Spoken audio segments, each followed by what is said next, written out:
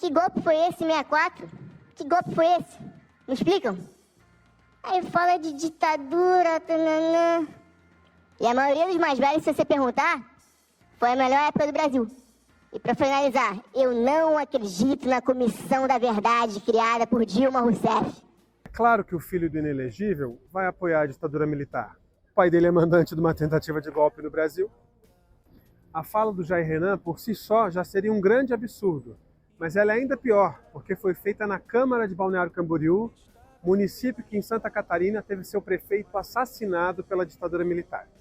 A Comissão da Verdade cumpriu um importante papel na história do Brasil, nomeando os agentes responsáveis pela ditadura militar e por 20 anos de terror que o nosso país viveu.